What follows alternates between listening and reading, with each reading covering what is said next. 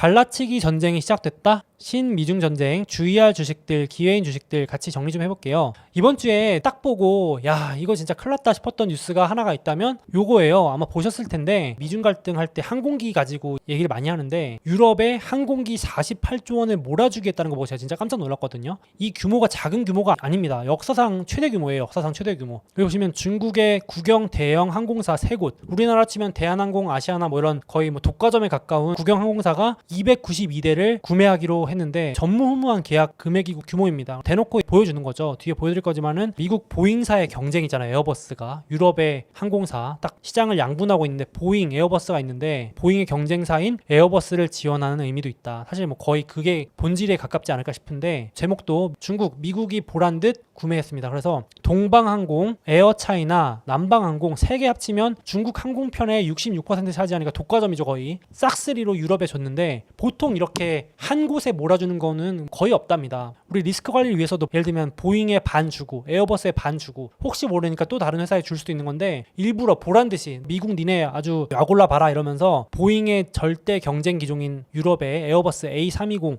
네오 신형 기종을 사준 거죠. 보시면 지금 이 꽉 깨물고 지금 그림이 재밌어서 가져와 봤습니다. 웃고는 있지만 웃고 있지 않은 이제 신미중 갈등이 또 이제 이어지고 있는 모습인데 보잉 지금 CEO가 표정 안 좋은 거 보이시죠? 보잉 입장에서는 눈물이 나는 결정입니다. 이거는 거의 뭐 죽으란 소린데 이게 진짜 중국이 최대 고객인데 그래서 보잉이 애둘러 말했죠. 실망이다. 세계 최대 항공사인 보잉은 지정학적 차이가 참 아쉽네. 실망스러워 그랬는데 중국은 우리 탓 아니야. 너네 잘 생각해봐. 내 잘못이니? 막 이러면서 이제 되려 혼내고 있는 상황이 이어지고 있습니다. 참 근데 제가 보잉을 좋아했던 이유가 이 전 트럼프 대통령 시절에 보잉이 엄청 잘 나갔어요. 진짜 추억의 주식인데 2017년에 이제 전 트럼프 대통령이 당선되고 중국으로 바로 가가지고 겉으로는 뭐 미중무역 분쟁이라고 그랬지만 초기에는 엄청 사이가 좋았거든요. 가가지고 악수 한번 할 때마다 막 보잉 항공기 대량 구매 보시면은 370억 달러 규모 보잉 항공기 300대 막 이러면서 막 트럼프 대통령이 손 한번 흔들면은 보잉 주가가 올랐어요. 진짜로 제 기억이 납니다. 그래가지고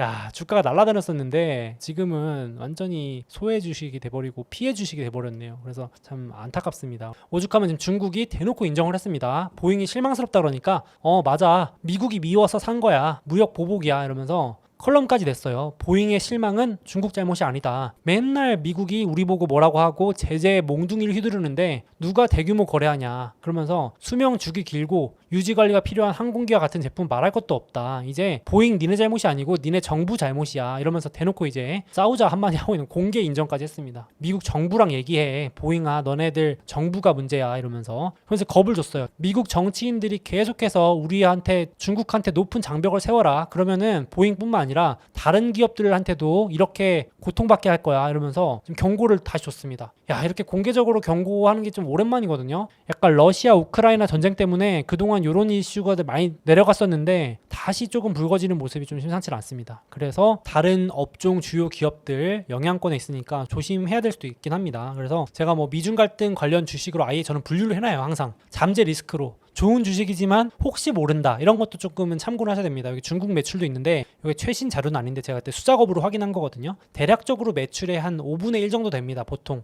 애플도 그렇고 테슬라도 그렇고 엔비디아도 그렇고 나이키도 그렇고 스타벅스도 그렇고 미중 갈등 나면 불매운동 희생양이 되는 게 뭐 나이키 뭐 이런 건데 단기 이슈죠. 단기 이슈긴 한데 그런 리스크가 또 언제 불러올지 모르니까 지금은 러시아 우크라이나 전쟁이 가려져서 이 이슈가 사라졌는데 뒤에서 말씀드릴 거지만 러시아 우크라이나 이슈가 좀 줄어들면 또 미중 갈등 불거진다 이런 얘기들이 많이 나오더라고요. 그래서 이것도 참고하시고 그때 만약에 이제 또 빠지면 또 기회가 될 수 있긴 하겠죠. 거기에 이제 기세를 몰아가지고 에어버스도 잘 됐다 싶으니까 대형 항공기 말고 중소형 항공기까지도 싹쓸이 하겠다. 중소형 항공기가 A220이라는 항공기인데요. 이게 중국 부품이 가장 많이 들어가는 모델이래요. 그러니까 쉽게 말해서 중국이 이 모델을 사주면 사실상 그 모델 안에 들어가는 부품이 또 절반이 중국 거니까 서로 이제 경제 협력을 하는 거죠. 거의 도와주기 하는 거죠. 그러니까 이제 중국 입장에서는 지금 유럽이 안 그래도 미국하고 에너지 계약 막 맺고 있는데 갈라치기 하는 거 아니냐 이러면서 이제 또 언론에서 많이 언급을 하더라고요. 회방을 놓는 거죠. 야 너네들 미국하고만 잘 지내지 말고 우리하고도 잘 지내자 이러면서. 그래서 실제로 이제 코로나 이후에 에어버스 비행기만 엄청나게 사주고 있습니다. 지금 보잉 비행기는 완전히 반에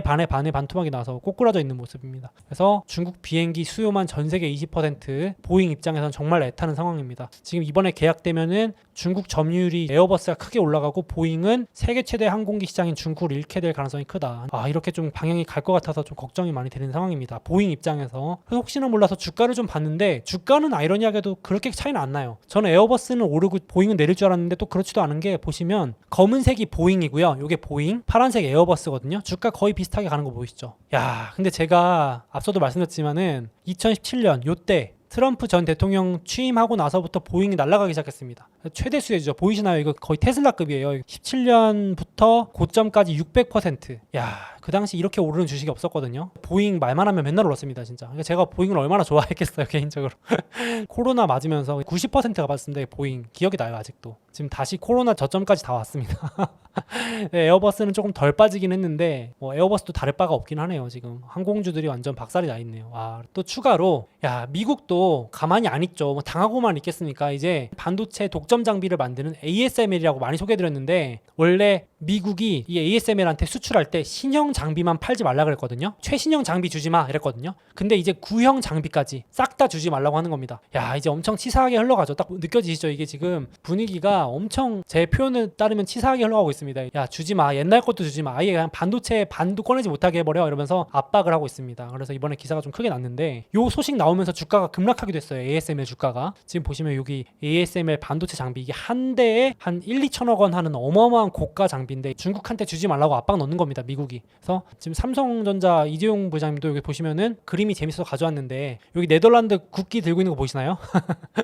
여기 이재용 부장님도 영업을 하는 거죠. 형님 나한테 먼저 팔아요, 이러면서. 여기 요분이 ASML CEO거든요. 반도체 장비가 그만큼 귀하다는 겁니다. 그래서 오죽하면은 이게 슈퍼 을이라고 불리죠. 을 중에 슈퍼 을. 원래 갑이 좋은 거잖아요. 을이 나쁜 건데 을이 갑보다 세다 그래서 슈퍼 을이라고 불리는 엄청난 기업입니다. 삼성도 쩔쩔매는 기업이에요. 형 나한테 주기로 했잖아, 약간 이런 모습이죠. 그래서 웃겨서 가져왔는데, 이 정도로 중요한 기업인데 지금 미국이 차단해도 지금 중국은 오히려 보란듯이 쓸어 담고 있다는 자료입니다. 재작년, 작년 최대 반도체 장비 국가가 중국, 보란듯이 쓸어 담고 있습니다. 그 다음이 한국, 대만인데 지금 오히려 이제 전쟁을 준비하는 모습이에요. 이게 반도체가 전쟁 물자라고 생각한다면 지금 중국은 전쟁을 대비해서 전략 물자를 쓸어 담고 있는 모습입니다. 그래서 오죽하면은 지금 반도체 장비를 사재기 한다는 얘기가 나오고 있어요. 미국이 언제 추가 제한을 가할지 알 수 없기 때문에 중국 정부는 반도체 업체들이 장비를 더 많이 살 수 있는 것은 뭐든지 사도록 권장한대요. 지원금까지 팍팍 준대요. 그래서 이제 한 대만 필요해도 3-4대를 주문한대요. 돈이 문제가 아닌 것 같아요, 업계 관계자가. 그러니까 이제 막 저기 ASML이고 미국의 반도체 장비고 곳곳에 있는 반도체 장비를 그냥 미리 마치 물건 사재기 하듯이. 그래서 오죽하면 미국 상무부에서 이번에 반도체 회사들 CEO 모아놓고, 야, 중국이 혹시 뭐 좀 잘못한 거 없어? 좀 덤터기 씌울 거 없어? 공격할 거 없어? 회의할 정도로 지금 심각하니까, 다 쓸어가니까 딱히 방법이 없으니까 이제 고민하고 있었는데, 이번에 미국의 상무부 부장관이 슬쩍 네덜란드까지 날아갑니다. 6월 초에 날아가가지고 이제 구형 장비도 팔지만 안 되겠어. 딱히 명분은 안 보이는데 신형 말고 구형도 팔지마 했는데, 이 회사 입장에서 난감하죠. 지금 이미 팔지 말라 그래가지고 2019년부터 안 팔았대요. 그게 이미 매출의 15%를 차지하는데 중국한테 신형 장비를 안 주고 있었는데 구형까지 팔지 말라면 뭐 다 주구란 소리잖아요. 그래서 로비를 하고 있대요. 로비전을 하고 있대요. 정치권에서도 현재까지는 아니야, 그것까지는 할 수 없어라고 하고는 있지만 참 난감하죠. 이렇게 이제 갈라치기 전쟁. 야, 너 누구 편이니? 이제 편가르기가 또 이어지고 있는 모습입니다. 오죽하면 이번엔 미국이 ASML 말고 경쟁사가 있거든요. 일본 기업입니다. 일본의 니콘, 캐논 이런 기업들이 원래 반도체 장비 강자였거든요. 전통 강자였는데 요 회사들한테도 이제 주지 말라고. 일본 너네들도 중국에 팔지 마. 너네 우리 편 할 거야, 중국 편 할 거야, 이러면서 가르는 거죠. 이제 어느 쪽을 선택할래? 이러면서. ASML이 뜨기 전에는 반도체 원래 일본이 유명했잖아요. 니콘, 캐논. 지금은 기술력이 상대적으로 떨어진다고 평가받는데 그 회사들한테도 너네 주지 마 할 정도로 그렇게 지금 미국에서 심각하게 보고 있다고 합니다. 그래서 중국은 미국의 테러다, 이거는 기술적 테러다, 노골적으로 방해하고 있지 않냐 이러면서, 오래된 것도 못 팔게 하고 신형도 못 팔게 하면 뭐 하는 거냐, 로비하고 있냐 이러면서 반박을 하고 있습니다. 그래서 지금 뒤에서 안 보이게 지금 미중 갈등이 거세게 일어나고 있는 게 좀 느껴져가지고 한번 정리해봤고요.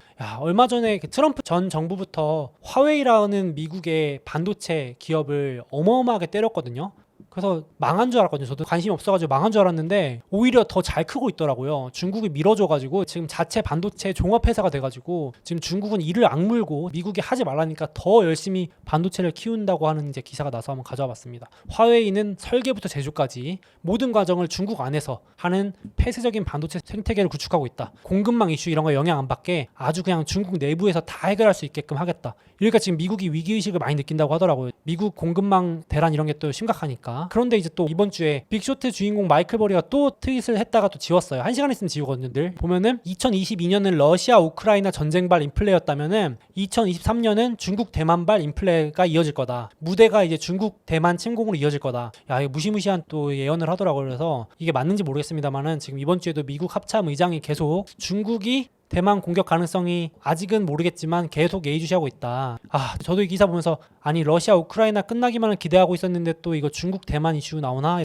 좀 그렇더라고요. 그래서 이렇게 되면은 이제 빅쇼트 마이클 버리 말로는 인플레 내려가는데 한계가 있다. 고물가는 유지될 것 같다. 고유가 고물가 어느 정도 유지될 수 있다라는 거를 참고하고 대응해야 된다. 이렇게 또 글을 썼더라고요. 그래서 이것도 참고를 하셔야 될 것 같습니다. 그래서 제가 지금 영상을 찍고 있는 시점에는 표면적으로 지금 G20 정상회의 끝나고 나서 지금 미국의 블링컨 국무장관하고 중국의 외교부장이 오랜만에 만났습니다. 그래서 지금 이제 악수하면서 사진 찍었는데 일단은 뭐 표면적으로는 대중 관세 완화한다. 중국 세금 좀 깎아줄게. 뭐 이러면서 조금 긴장을 완화시킨다는 기대는 불고 있는데 다들 느껴지시겠지만은 그 밑에 있는 기술 전쟁 이런 거는 끝나기는커녕 더 거세질 것 같아서 더 심해질 것 같아서 좀 이 부분은 참고하셔야 될 것 같습니다. 단기적으로는 지금 기대감이 많이 불고 있다. 중국도 경제 살려야 되고 미국도 물가 잡아야 되니까 악수해야 되죠. 뭐 지금은. 그래서 요거 참고하시고 단기적으로는 조금 워워 할 것 같긴 합니다. 그래서 미중 갈등 관련 주식도 가져와 봤습니다. 워낙 좋은 주식들인데 이렇게 조금 이슈가 내년에 불 수 있다라는 거니까 이런 리스크는 조금 있다. 이 정도 참고하시면 좋겠습니다.